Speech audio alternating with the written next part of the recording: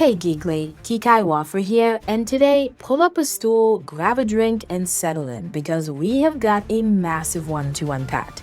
We are talking about the biggest shark in the streaming ocean, the potential death of the movie theater as we know it, and a promise that sounds just a little too good to be true. So let's lay out the facts before we start throwing bottles. The big news circling the drain right now is the potential mega merger between Netflix and Warner Brothers Discovery. We are talking about a deal worth roughly $82.7 billion. That is a lot of zeros. Now, naturally, everyone in Hollywood, especially the theater owners, is panicking. They're terrified that if Netflix buys a historic studio like Warner Brothers, they will take all those massive blockbusters like Batman or Dune and shove them straight onto a streaming app, bypassing cinemas entirely. But hold on. Ted Sarandos, the co-CEO of Netflix, made a surprise appearance in Paris at a Canal Plus event, and he dropped a bombshell.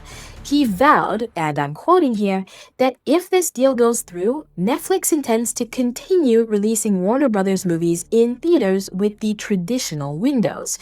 For the newbies, a window is that exclusive period of time, usually a few months, where a movie is only in theaters before it hits your living room TV.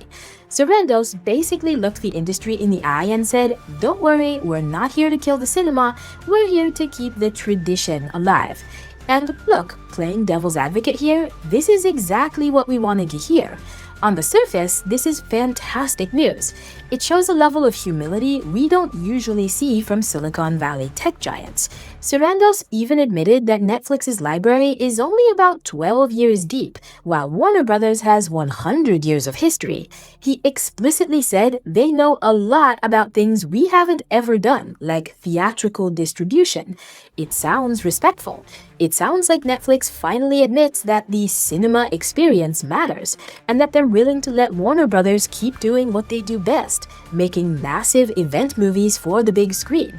If you're a fan of going to the movies with popcorn and a sticky floor, you should be breathing a sigh of relief. But, and you knew there was a but coming, right?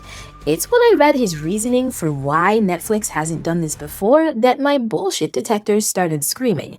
Sarandos said, and I quote again, "We never got into it before because we never owned a theatrical distribution mechanism." Seriously? Are you kidding me? This is where the hypocrisy smacks you right in the face. Let's be real, Geekly. Netflix didn't skip theaters for the last decade because they lacked the mechanism. That's absolute nonsense. They have billions of dollars. They could have hired distribution teams. They could have rented screens. They could have partnered with anyone. The reason they didn't do it is because their entire business model was built on destroying the theatrical window. Remember The Irishman? Remember Glass Onion? Theaters begged for those movies. Netflix said no, they gave them a tiny one-week run just to qualify for Oscars, and then yanked them to boost their subscriber count. They have spent 10 years telling us that the living room is the new cinema. And now, suddenly, because they want to buy a legacy studio, they're the defenders of the traditional window? It feels incredibly cynical to me. It feels like a line written by lawyers to soothe antitrust regulators. They know the government is watching. If Netflix says we're buying Warner Brothers to make everything streaming only, the government blocks the deal for creating a monopoly. But if they say, "Oh no, we love theaters, nothing will change," the government might let it slide. It's the classic bait and switch. Sarandos says he didn't have the mechanism, but the reality is they didn't have the incentive. Now that they need the industry's permission to swallow a competitor, they're suddenly playing nice.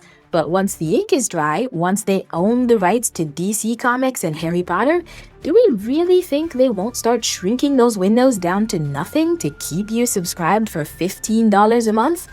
Anyway, the article's in the description. Go read the exact quotes yourself. So, Geekly, you're the judge tonight. Is Ted Sarandos telling the truth, and has Netflix finally learned to respect the cinema, or is this just a convenient lie to get the government to sign off on an $80 billion monopoly? Let me know what you think in the comments. And that is the wrap on this Sarandos spin cycle. If you are tired of the corporate double talk, hit that like button, subscribe, and sound off in the comments. Do you buy their sudden love for theaters, or is it all smoke and mirrors? If you want to keep me caffeinated and ranting, the Buy Me a Coffee link is below. Quick vote for my next look: cyberpunk street samurai or high fantasy rogue? Let me know. I will see you in the next one. This was Kikai Wafra for News Geekly.